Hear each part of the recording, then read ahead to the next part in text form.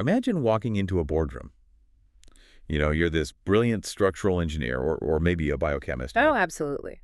and you spent the last, I don't know, 3 years of your life sleeping under your desk. Maxing out every personal credit card you own? Exactly, maxing out the cards, just grinding to build this piece of technology that could fundamentally alter your entire industry. Right. So you slide this financial projection across this massive mahogany table to a venture capitalist who's probably wearing like a fleece vest. Almost certainly a fleece vest, yeah. And the spreadsheet shows that in 5 years, your company will be generating $30 million in annual sales. Which is a huge number. Right. So you ask for a $4 million investment to make it happen. Yeah. But the investor, he just looks at your $30 million future, taps his pen, and tells you that today, right now, your life's work is worth just a fraction of that. A tiny fraction. Yeah. In fact, he tells you he's going to discount your future success by 50% year over year, just for the privilege of writing you a check. It's brutal. It's that exact moment where the sort of romanticized myth of the lone genius in a garage, it just crashes headfirst into the unforgiving reality of institutional finance. And that crash is exactly what we are exploring today on this deep dive. We're going to entirely dismantle the financial life cycle of a startup. Because the narrative we always hear, in movies or those big keynote speeches. Build it and they will come thing. Right. This pervasive idea that a great idea inevitably changes the world simply by virtue of being great. It's functionally a lie. It really is. Ideas, no matter how groundbreaking, they do not scale themselves. Capital scales ideas. Exactly. Finance is this invisible, often brutal engine beneath every single innovation that actually makes it to the market. Which means that understanding the mechanics of that engine, it isn't just like a secondary business skill for a founder. Right. It's not an elective. No, it is the primary survival skill. If you don't understand how the people holding the capital actually define value, your innovation's never going to see the light of day. It'll just die in the lab. Yeah. And we are tackling this massive topic through a very specific, really critical lens today. Yeah, the WISE initiative. Exactly. We're looking at this entire financial framework within the context of expanding the economic potential of Latin America, specifically focusing on WISE, which stands for Women in STEM Entrepreneurship. Because when you really look at the landscape of who gets to build the future, the barriers to entry are just astonishingly unequal. Oh, completely. For women in science, technology, engineering, and mathematics across Latin America, understanding how a startup is valued isn't just about corporate strategy. No, it's fundamentally about access. Right. It's about circumventing systemic exclusion. It's about learning to defend your genius in a language that the gatekeepers literally cannot ignore. It just fundamentally reframes the whole conversation. Like, we're shifting from a paradigm where founders feel like they're begging for a favor to one where they're executing a mathematically rigorous negotiation. Yes. So, to you listening, if you've ever been baffled by why some companies just skyrocket while others with honestly superior technology quietly fold. Or how investors magically decide that a software platform with zero profits is somehow worth tens of millions of dollars. Right. If you've ever wondered about that, settle in. Because we are tracking a business from a mere thought experiment all the way to a multi-million-dollar exit. Okay, let's unpack this. Let's do it. Right. And I think we need to start at the foundation. Makes sense. Where do we begin? Well, before we can decode the math of who is funding these companies, we really have to look at the anatomy of the desperation. The desperation. Yeah, we need to understand the actual trajectory that forces a founder to seek outside capital in the first place. I love that. I want to ground this in a narrative, though. Let's invent a hypothetical founder based on the demographics of the WISE initiative. Let's call her Elena. Okay, Elaine. She's a brilliant data scientist based in Bogota, Colombia.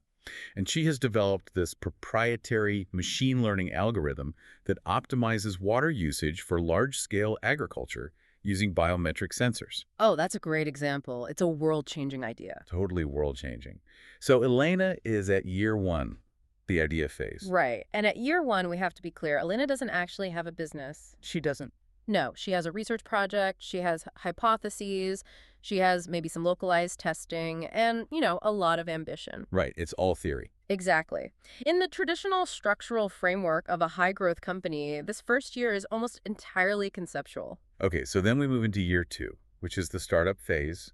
Elena incorporates, she rents a tiny little office. Has a lot of coffee. So much coffee. Yeah. She hires 2 junior engineers to help her build the actual software architecture.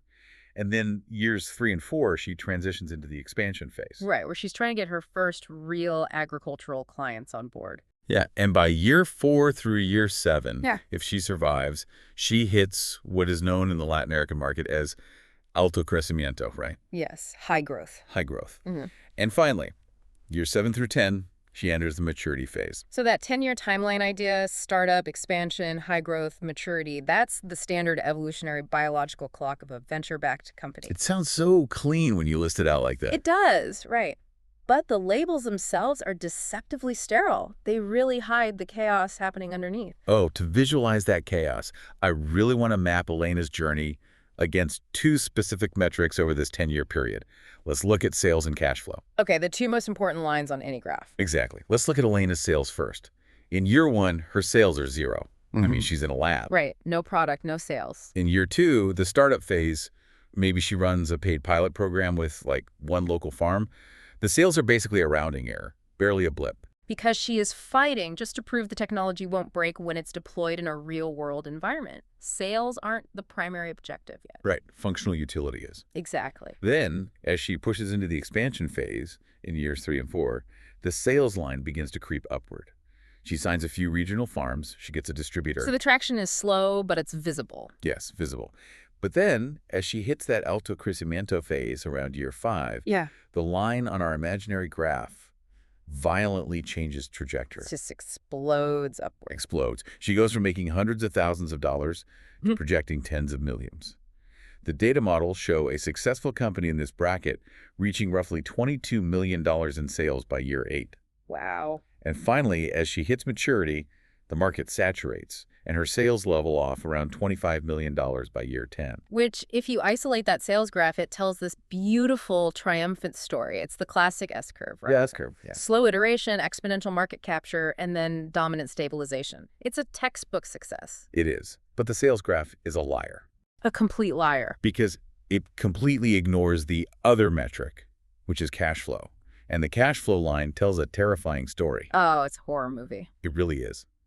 While Elena's sales are sitting at 0 in year 1, her cash flow immediately dips into the negative. Right, because she has to buy servers, she has to pay her engineers, she has to pay lawyers to patent the algorithm. Exactly.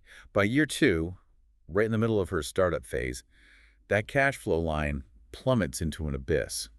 We're looking at a crater of nearly negative $3.5 million to $4 million. And this is the most perilous geography in the entire business world.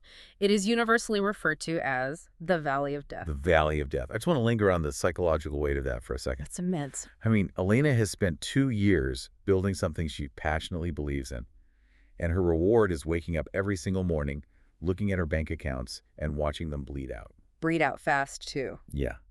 Even as her sales start to tick up in year 3, the cost of acquiring those early customers, of maintaining the cloud servers, of traveling to pitch meetings.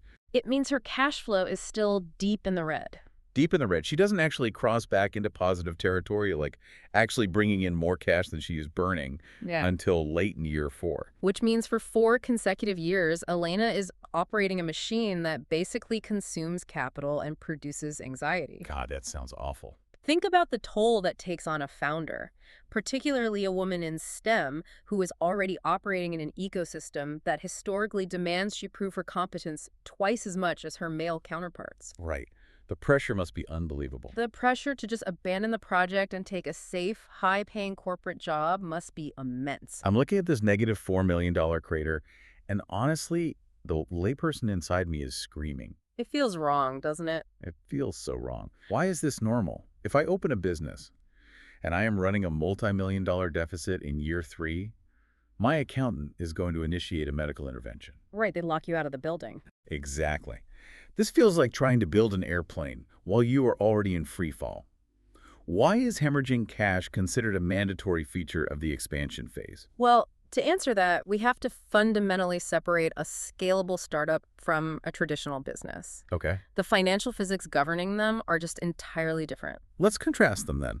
Give me the physics of a traditional business. Sure. Let's consider a local retail operation, say a specialized hardware store. Okay, a hardware store. You secure a lease, you purchase inventory, you hire a manager, and you open the doors.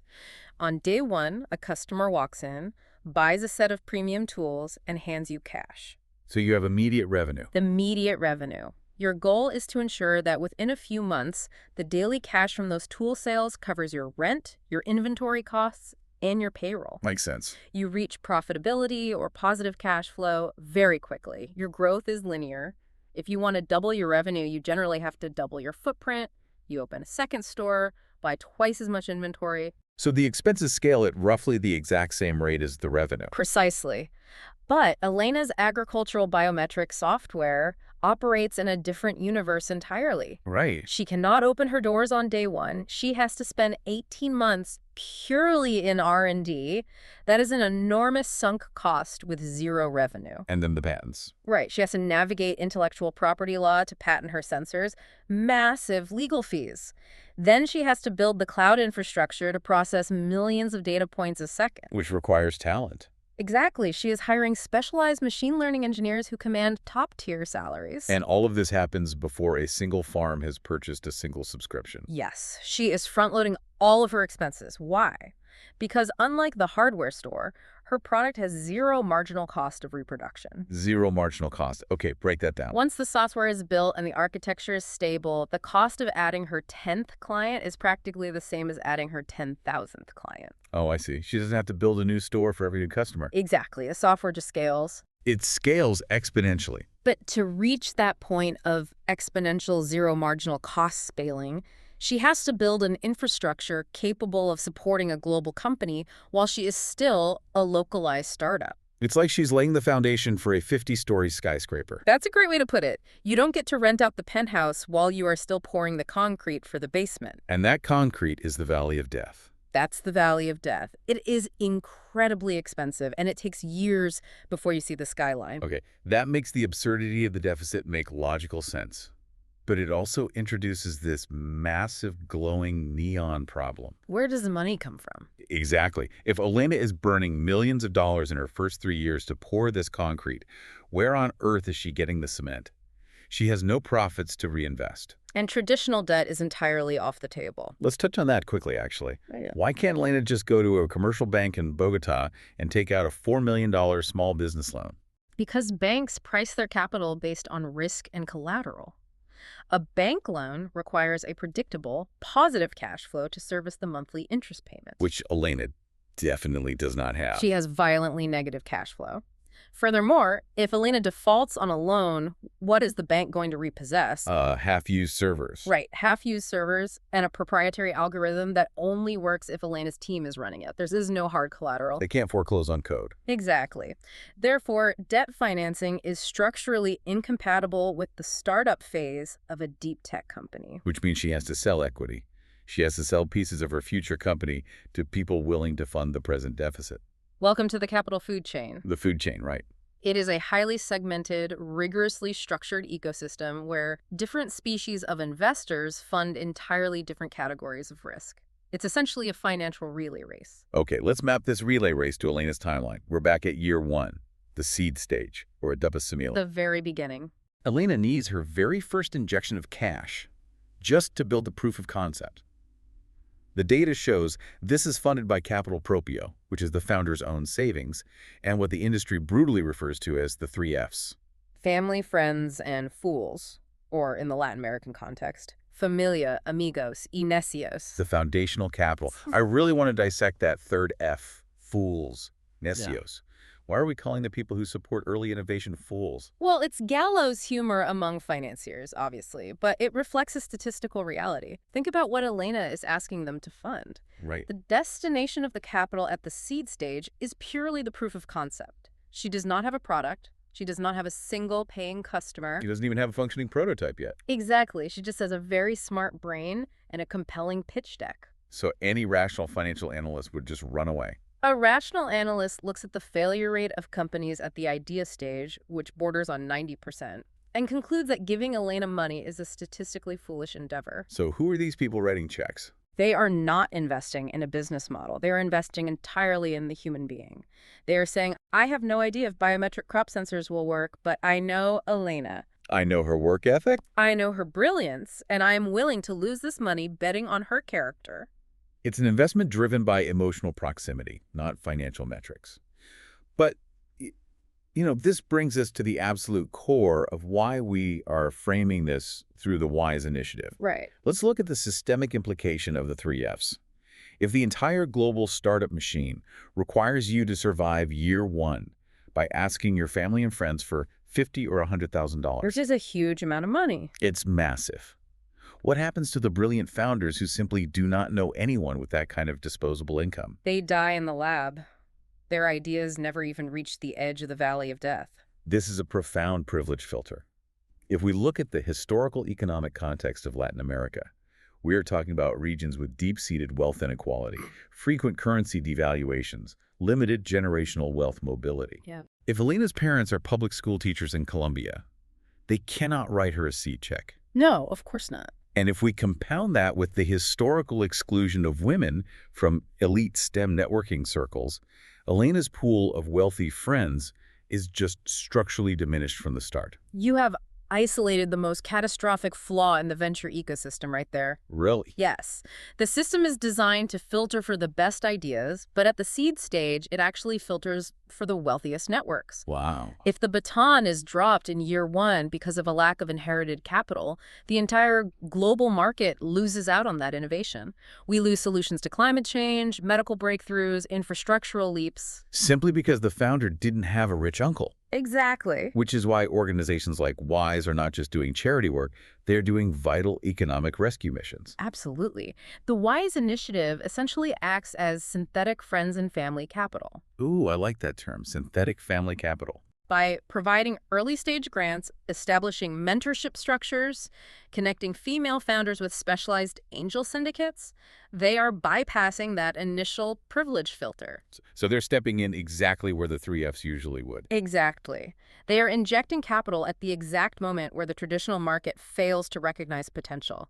They ensure that the pipeline to major institutional funding isn't artificially choked off for women in STEM. Okay, so thanks to a localized grant from something like WISE and her own grained savings account, Elena builds the proof of concept. She survives year one. She survives. She is now entering the startup phase and beginning the descent into the valley of death. She needs to actually build the commercial-grade software, launch the first iteration, and establish her distribution channels. What the three Fs are tapped out. The grant money is gone. So who takes the baton next in the relay race? This is the domain of the business angels. Guardian angels for the cap table. Who actually are these people? Business angels are typically high net worth individuals, very often former entrepreneurs themselves who have successfully built and sold their own companies. They have liquid personal wealth, and they want to reinvest it into the ecosystem. How do they differ from the fools who funded the seed stage, though?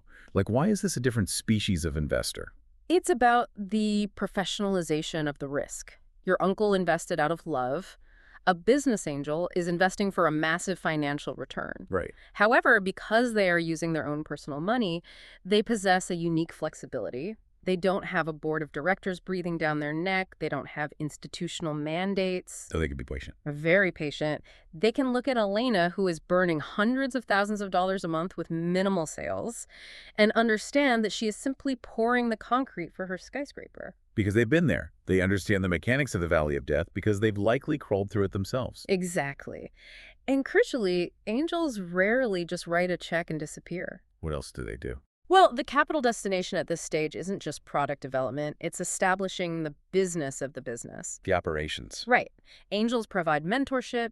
They open their Rolodexes to introduce Elena to her first major clients, and they help her structure her operations so that she looks like a legitimate institutional-grade company. They are the bridge over the deepest part of the financial crater. Beautifully said, yes. They are transitioning her from a scrappy, duct-taped project into a formidable enterprise, which she desperately needs, because as we move into years 3 and 4, the expansion and high-growth phases, the game fundamentally changes. Oh, it's a totally different sport now. Elena's sales are starting to climb. The farms love the software. The water savings are real. Now she needs to deploy this across all of Latin America before a competitor steals her model. She doesn't need hundreds of thousands of dollars anymore. She needs millions. The angels pass the baton to the apex predators of the capital food chain. Venture capital funds. Fondos de capital de riesgo. Now we're dealing with institutional money. Right, and the stated destination of VC capital and the framework we're looking at is working capital to stabilize and develop market potential. Yes. But there is a glaring detail in the data here that we must address. Even at this high growth stage, dealing with multi-million-dollar VC funds, the company might still not be profitable. It probably isn't. Elena might still be running a massive deficit. And that is a feature, not a bug, of venture capital. A VC fund is not looking to collect quarterly dividends from a startup's modest profits. But wait, if Elena walks into a VC pitch and says, we are growing steadily at 10% a year and we have a 20% profit margin, wouldn't they love that? No, the VC will likely pass. Wait, really? Why? That sounds like a perfectly healthy, stable company. Because a healthy, slow-growing company does not fit the mathematical mandate of a venture capital fund. VCs want Elena to take their $4 million and aggressively burn it. Yes, they want her to hire a massive sales team, flood the market with marketing, undercut competitors on pricing, and capture as much market share as humanly possible, as fast as possible. Oh, so they're funding a land grab. Exactly. Profitability is a secondary concern to market dominance. The goal during this expansion phase is to finance that hypergrowth while eventually steering the ship toward what the framework calls numeros on azul, numbers in blue. Getting out of the red. Transitioning from proving the tech works to proving the business can basically monopolize a sector. And if she achieves that, if she survives the high growth phase and dominates the market, we reach maturity. Years 7 through 10, the company's a juggernaut, sales are massive, the cash flow is violently positive. The skyscraper is built and the penthouses are fully rented. At this point, the VC fund wants to cash out. This is where private equity steps in, or the company pursues an initial public offering, an IPO. Let's actually differentiate private equity from venture capital for a second, because they often get lumped together, but they fund completely different things, right? Yeah. Entirely different. Venture capital funds risk and creation. They are trying to find the one crazy idea that changes an industry. And private equity. Private equity funds efficiency and consolidation. When PE buys a mature company, the risk of failure is essentially gone. The technology works, the customers are locked in. So what do they do with the money? The PE firm uses their capital to acquire competitors, optimize the supply chain, maybe trim bloated departments, and maximize the profit margins. They are financial engineers turning a successful business into a ruthlessly efficient, cash-generating asset. Wow. Okay, so the relay race is complete. Elena started with her own savings in year 1, survived the valley of death with angels, hyperscaled with VC, and exited to private equity in year 10. It is a monumental achievement. It is, but surviving the operational challenges is really only half the battle. What's the other half? The other half is surviving the financial negotiations along the way, which brings us to the most intimidating room in the entire life cycle. The VC pitch. The VC pitch. Let's go into that room, because Right. here's where it gets really interesting. Elena has survived the early stages. Her biometric sensors are working perfectly. She enters the boardroom of a major venture capital fund to ask for the fuel she needs for the high-growth phase. She needs $4 million. She needs $4 million. How does the VC decide what her company's actually worth? How do they calculate exactly how much of Elena's equity they're going to demand in exchange for that check? They use the venture capital method. It is a highly formalized, mathematically rigid valuation formula. And decoding this math is arguably the single most important thing a founder can do. Absolutely. If you don't understand the mechanics of this formula, it feels like the VC is just pulling numbers out of thin air to exploit you. Right, it feels like magic or theft. But it's actually a highly logical, predictable machine. Let's walk through a precise 5-year valuation scenario based on the data models. Okay, let's set the table. Elena presents her financial projections for the next 5 years. Year 1, she projects $1 million in sales. Year 2, she projects $5 million. Year 3, $10 million. Year 4, $20 million. And by year 5, she projects she'll be generating $30 million in annual sales. I want to pause on those numbers.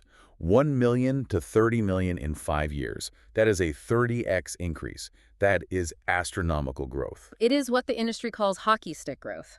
The graph stays flat for a bit and then sharply angles upward like the blade of a hockey stick. Is that even a realistic projection, or is everyone just lying to each other in these meetings? It is a required projection. Whether it is perfectly realistic is almost secondary. Secondary, how? Well, the VC's entire business model depends on finding outliers. If Elena projects going from 1 million to 3 million over 5 years, the VC won't even finish their coffee. Because it's too safe. Exactly. They need the potential for exponential growth to justify the immense risk they're taking, investing by funding a company that is still fundamentally fragile. Okay, so the VC accepts the premise. They look at the spreadsheet and agree, yes, Elena, if we give you this money, we believe you can hit $30 million in sales by year 5. Right.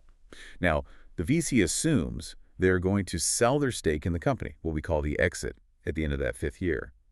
How do they assign a total value to a company making $30 million in sales? They apply a sales multiple. In our scenario, the framework uses a magic multiple of 10. So they take the projected $30 million in sales, multiply by 10, and arrive at a future exit value of $300 million. It's a $300 million company. I need to unpack this concept of the multiple because it feels like a cheat code. Why 10x? If Elena's company is generating $30 million of revenue, why is someone willing to pay $300 million to buy it from the VC? Because the acquirer, whether that's a larger tech conglomerate or a private equity firm, is not buying Elena's past. They aren't even really buying her present $30 million. What are they buying? They are buying her future dominance. This is where the mechanics of software and deep STEM technology really flex their muscles. Explain the mechanics there. Software has incredibly high gross margins. Once Elena has captured a massive chunk of the agricultural market across Latin America, the cost of maintaining that dominance is relatively low compared to the revenue it generates. Right, because of the zero marginal cost we talked about earlier. Exactly. The acquirer looks at Elena's company and thinks, she has the best technology, she is locked in the biggest clients, and she is generating $30 million now. With our global distribution network, we can take her software and generate $100 million a year for the next decade. Oh, wow. So the 10x multiple is basically a shorthand proxy for that terminal value. It is a premium paid for market capture and high margin scalability. Exactly. And different industries command different multiples. A grocery store might sell for a multiple of I0.5x its sales because the margins are razor thin. Right. But a proprietary biometric SaaS software as a service platform, a 10x multiple is standard because the future cash flows are incredibly potent. Okay, so the math so far is actually pretty simple. 30 million in sales times a 10 multiple equals a $300 million future exit value. Elena and the VC are both staring at a hypothetical pot of gold worth $300 million in year 5. Everyone is happy. But the VC is not investing in year 5. They are writing a check today. They need to calculate what that future $300 million is worth right now. And this introduces the most controversial, shocking metric in the entire process. The discount rate. The discount rate. To bring that future $300 million back to the present day, the VC applies a discount rate.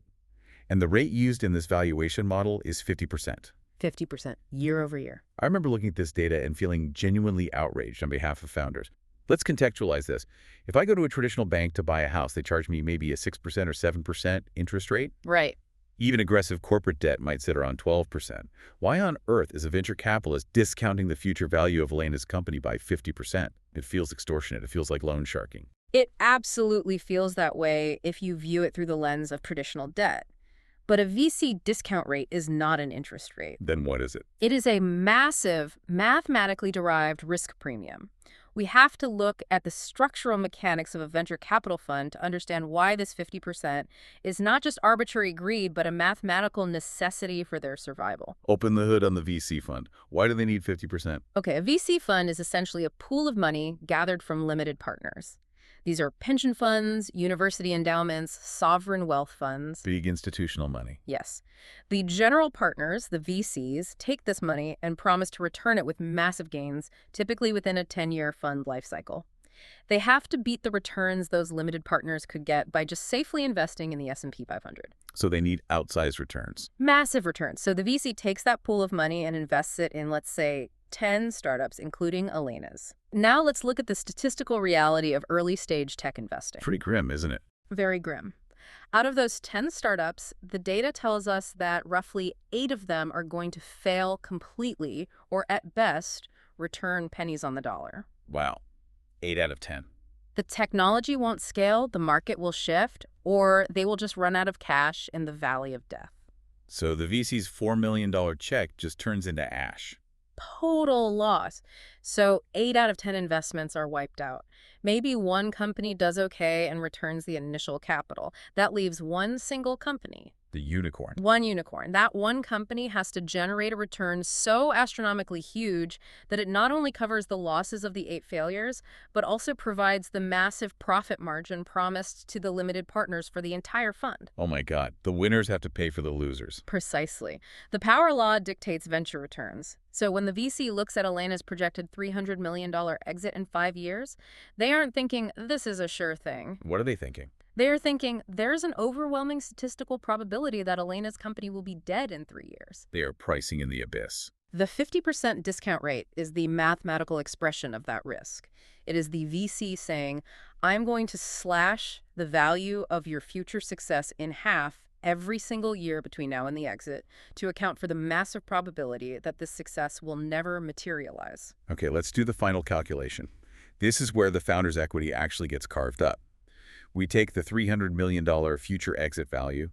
We have to discount it by 50%, compounded annually over the 5 years. Let's conceptualize the math for the listener without getting bogged down in the algebra. Right. Think of the discount rate like a toll booth you have to pass through every time you travel backward a year in time, from year 5 to the present day. Every time you pass through the toll booth, you have to hand over a massive percentage of the company's value to the risk gods. You start at $300 million in year 5. You bring it back to year 4. You divide by 1.5. You bring it back to year 3. Divide by 1.5 again. You do this 5 times. And when you run that calculation, $300 million divided by 1.5 to the 5th power of the seed, that towering $300 million future exit shrinks down to a present value of roughly $39.5 million. Yes. For the sake of clean negotiation, it is often conceptualized at $40 million. So the VC is saying, yes, you might be worth $300 million in 5 years, but adjusting for the extreme risk of failure, the entire value of your company today is $40 million. And here is the deal. Elena is sitting at the table. She requires $4 million in cash right now to fund her high-growth phase. The VC has determined the present value of the company is $40 million. The final step is simple division. The VC divides their $4 million investment by the $40 million present value. The result: the VC demands roughly a 10% stake.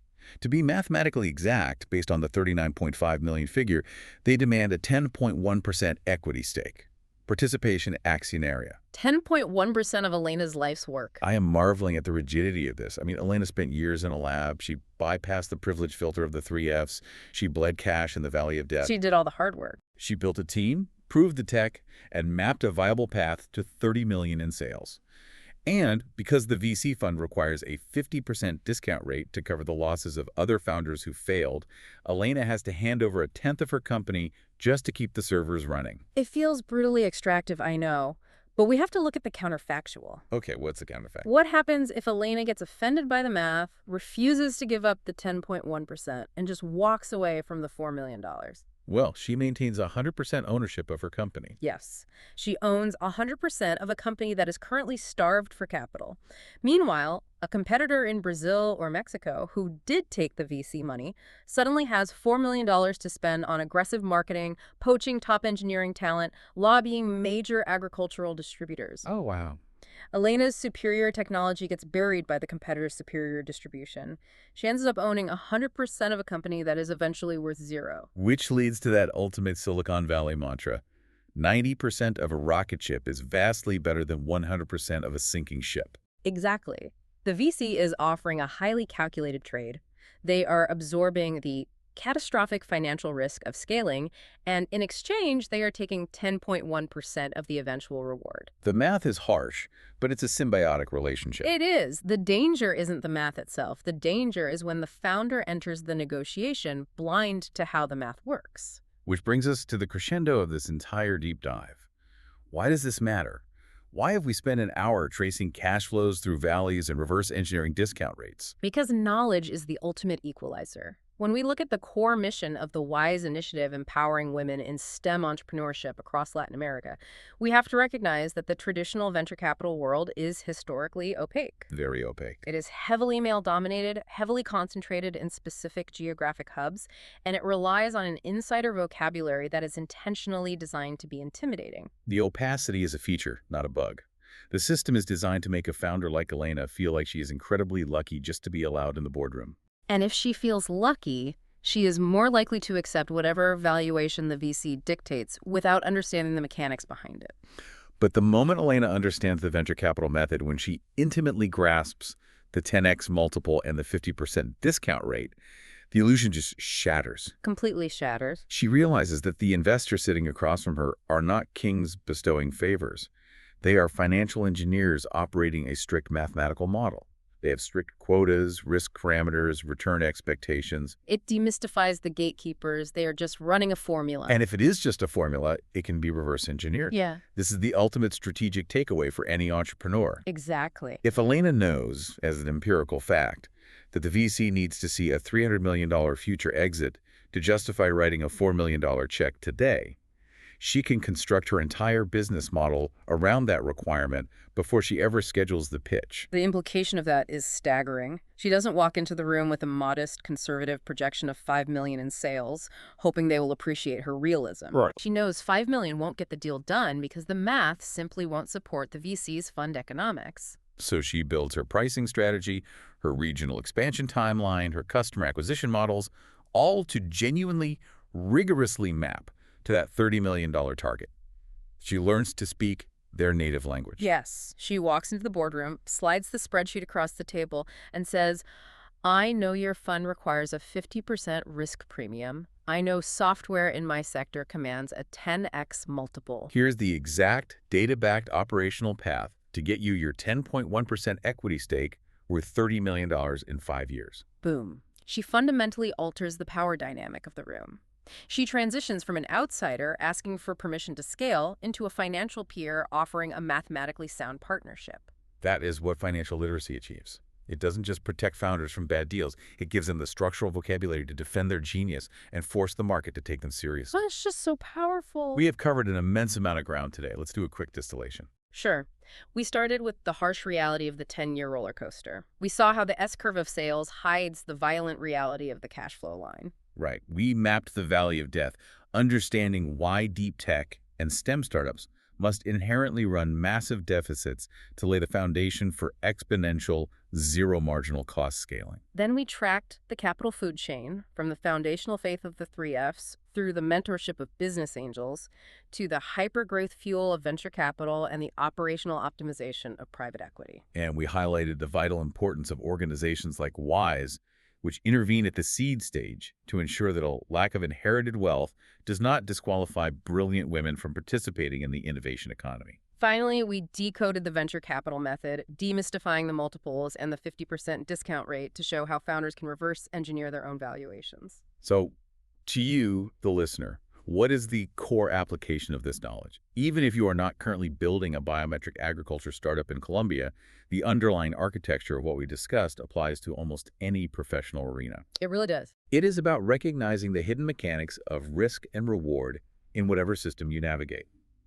When you understand exactly how the people who hold the resources define value, you can structure your projects, your pitches, your career trajectory to speak directly to that definition. You strip away the intimidation of the gatekeepers by learning their formulas. You learn to see the matrix of capital rather than just reacting to it. Absolutely. But as we wrap up this deep dive, I want to leave you with a lingering, maybe slightly uncomfortable philosophical thought. Okay, let's hear it. We have spent this entire session analyzing what an innovation is worth, based strictly on a financial spreadsheet. We've validated the pursuit of 10x multiples and $300 million exits. The cold, rigorous math of the market. Exactly. Yeah. But here is the friction. What happens to the soul of scientific progress when its ultimate measure of viability is merely a sales multiple? That's a big question. Consider Elena. What if her algorithm could genuinely prevent catastrophic droughts and save thousands of farming communities across Latin America?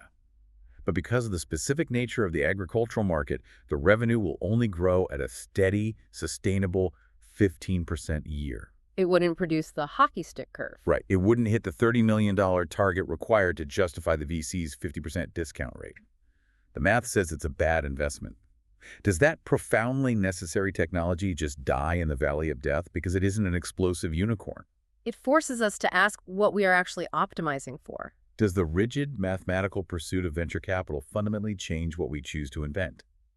Are we building the best solutions for humanity's most pressing problems, or are we slowly training our best minds to only build products that satisfy the financial algorithms of venture funds. Will we cure a rare disease, or will we just build another B2B software platform because it commands a better multiple? It is attention at the heart of modern innovation. And it is the defining challenge for the next generation of founders and investors to reconcile.